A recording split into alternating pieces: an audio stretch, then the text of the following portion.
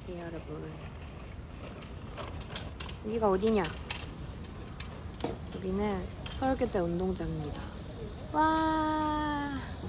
오늘 영상의 주제는 서울교대에 왔는데 임용고시를 포기한 이유에 대해서 담으려고 영상을 켰습니다. 어디서 찍을까 되게 고민을 많이 했는데 그냥 운동장에 철푸덕 앉아서 찍어봐도 괜찮겠다 싶어서 이렇게 영상을 켜게 됐어요. 이거 사실 주위에 보면 사람들 막 걸어다니고 어디 앉아있고 조금 창피하긴 한데 그래도 저는 프로 유튜버니까 그냥 찍어보도록 하겠습니다. 오늘은 두 가지에 대해서 말씀을 드릴 건데요. 첫 번째로는 제가 임용고시를 포기한 이유, 그리고 두 번째로는 그 이후에 앞으로의 계획에 대해서 말씀을 드리려고 합니다. 그래서 첫 번째로 임용고시 왜 포기했나? 저는 지금 서울교대 4학년 재학 중이고요. 정확히 말씀드리면 1월부터 4월까지 임용고시 공부를 했습니다. 그리고 지금은 준비하지 않고 있는 상태이고 앞으로 볼 계획도 없습니다. 왜 그만뒀냐? 네, 돈을 너무 조금 주고 인센티브 제도가 없다는 점입니다. 정확히 말씀드리면 공무원으로서 초등교사로서의 삶이 마음에 들지 않았다는 거죠. 교사 봉급에 대해서 궁금하신 분들 많으실 텐데 제가 알고 있기로는 정확하지 않을 수도 있지만 대충 보면 처음 딱 발령 받았을 때 담임수당 포함해서 세금 떼고 한 230만 원 정도 받는 걸로 알고 있습니다. 그리고 그 연마다 5만 원에서 10만 원 정도 그 월급이 오르는 걸로 알고 있어요. 그럼 결과적으로 30살이 됐을 때 300만 원이 채 안 된다는 이야기입니다. 그래서 돈이 적감에 이어서 말씀을 드리면 인센티브 체계가 없다. 보통 대기업이나 사기업 가면 성과에 대한 인센티브를 주잖아요.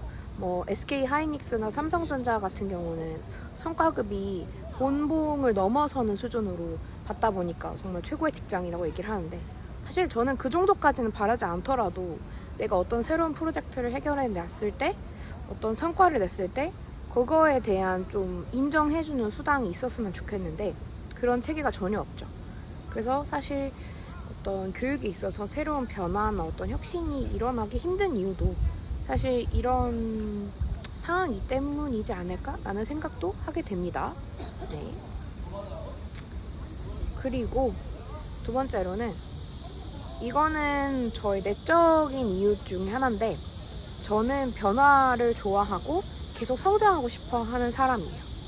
그런데 제가 항상 아이들을 가르쳐야만 하는 입장이라는 것이 제가 포기한 이유 중에 두 번째가 되겠습니다. 항상 뭐 아이들이랑 소통하고 이런 거 굉장히 중요하지만 일단 아이들은 신체적으로 약하고 아직 선생님한테 많이 도움을 받아야 되는 그런 시기이기 때문에 일반 성인들이랑 네트워킹 하는 거랑 완전 다르잖아요. 그런데 이제 뭔가 아이들만 내가 일방적으로 가르쳐야 된다는 점이 부담이었고 나는 더 배우고 싶은데 그런 점이 되게 아쉬웠던 것 같아요. 그리고 세 번째로는 연차가 쌓여도 하는 내용에 변화가 없다. 네, 1년차라고 한들 10년차라고 한들 40년차라고 한들 사실상 교과서를 기반으로 국영수사과를 초등학생들한테 가르친다 라고 하는 그것에 변화는 없죠. 그런데 만약에 제가 스타트업에 간다고 치면 마케팅이든 아니면 뭐 브랜딩을 하던 개발자로 일을 하던 PM으로 일을 하던 다양한 업무를 또 경험해 볼 수도 있고 커리어도 쌓을 수 있고 공부를 하고 계속 자기 개발할 수 있을 텐데 어떤 직무나 내용상의 변화가 전혀 없다는 점도 마지막 제가 포기한 이유 중에 하나입니다. 이렇게 말씀을 드리다 보면 어떻게 보면 저는 변화를 좋아하고 성장을 추구하는 사람이고 거기에 대해서 리와드도 받고 싶어하는 사람인데 초등교사 그리고 공무원이라고 하는 그런 체계가 이런 걸 만족시켜주지 못하기 때문에 저는 그만둔다고 생각해요. 그리고 사실 단순히 TO 문제가 TO가 적어서 요즘에 합격하기 힘드니까 초등교사를 포기하는 건 아닙니다.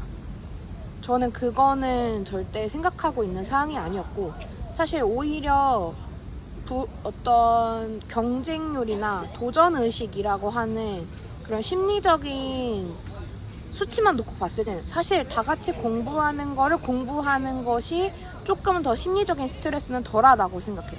물론 공부하는 거 진짜 힘든 거 알고 저도 그때 3개월 했을 때 너무 힘들었어요. 근데 스타트업에서 일을 하고 멋진 공간에서 멋진 사람들과 일을 하는 그런 것들, 그리고 내가 인풋을 다르게 줬을 때 아웃풋이 다르게 나오는 것들에 대해서 저는 그럴 때 벅차고 기쁨을 느끼고 굉장히 살아있음을 느끼기 때문에 그런 걸 너무 하고 싶어서 방향을 바꾸게 됐습니다. 그래서 여기까지 3가지, 낮은 급여, 인센티브 제도가 없다는 점, 2번째로는 내가 아이들을 가르쳐야만 한다는 점, 그리고 3번째로는 몇십 년이 지나도 배우는, 가르치는 내용과 직무의 변화가 없다는 점이 저희가 포기한 이유가 되겠습니다. 이어서 말씀드릴 거는, 그래서 임용고시 안 보고 그만두고 너 뭐 할 건데? 라는 질문에 대해서 답변 드리도록 하겠습니다. 앞으로 뭐 먹고 살아야 되나 라고 하는 질문에 대해서 정말 고민을 많이 했어요. 단순히 먹고 사는 문제가 아니죠. 단순히 먹고 사는 문제가 아니라 진짜 내가 뭘 제일 잘할 수 있고 어떤 걸 할 때 정말 행복할까에 대해서 깊은 고민을 했고, 그러면서 내가 스스로 어떤 사람인지에 대해서 성찰을 해보게 됐습니다. 제가 생각해보는 저는 일단 굉장히 호기심이 많고 변화를 좋아합니다. 그리고 사람에 관심이 많고 쉽게 공감하고 쉽게 감동을 받는 사람이에요. 그리고 어떤 금전적인 보상이나 성취욕도 굉장히 높은 편입니다. 그런 걸 다 따져봤을 때 저는 스타트업에서 일을 하고 싶고, 분야는 교육 플랫폼 회사에서 일을 하면 좋지 않을까 생각을 합니다. 제가 전공이 어쨌든 서울교대 교육학과를 졸업하게 될 거고, 그리고 20살 때부터 지금까지 입시 컨설팅 일을 쭉 해왔었고, 잠깐 회사에서 경제교육 컨텐츠도 만들어보는 그런 경험이 있기 때문에 교육 플랫폼 회사에서 일을 하면 좋을 것 같고요. 그리고 이제 그 회사가 저를 원하도록 하려면 제가 메리트가 있어야 되는데, 그냥 교대 졸업하고 유튜브 운영하고 입시 컨설팅해서 돈 벌어받고 잠깐 PM으로 일해보고, 사실 이런 것만으로는 조금 부족하다고 생각이 들고, 장기적으로 봤을 때는 좀 더 커리어를 쌓을 필요가, 뭔가 기반을 마련할 필요가 있다고 생각이 들어서 이제 곧 코딩 공부를 시작할 예정이고요. 그래서 여러분들한테 이제 비전공자가 코딩을 배우게 되면 어떻게 될지, 진짜 한 달 안에 어떤 사이트 만들 수 있는지 이런 것들에 대해서도 한번 다뤄보려고 해요. 그래서 지금 도서관에서 비전공자를 위한 첫 코딩 챌린지 이런 책도 빌렸거든요. 새삼 교대에 이런 책도 있더라고요. 그래서 좀 놀랬는데, 이런 거 읽으면서 좀 개인적으로 공부하다가 부트캠프나 국비지 프로그램 좀 알아봐서 학원 다닐 걸 생각을 하고 있고, 이제 하반기에 입시철 10월, 11월 달, 그리고 내년 1월 달 정도 그 입시 컨설팅 일을 하면 시드를 좀 모으려고 해요. 그래서 어쨌든 제가 투자도 하고 있고 자산 관리 같은 것도 계속 꾸준히 하고 있기 때문에 이제 또 자금을 적당히 모아놔야 또 필요한 기회에 어떤 교육을 받든 투자를 하든 할 수 있기 때문에 그렇게 시드도 모으고 있습니다. 이 영상을 보시는 분들 중에서 교대를 준비하고 있거나 또는 이제 교대에 와서 되게 고민이 많은 친구들도 있을 것 같아요. 저는 이 영상을 찍는 이유는 이런 사람도 있구나 라는 정도로 봐주시면 좋을 것 같고요. 우리 모두 화이팅해서 잘 살아봅시다.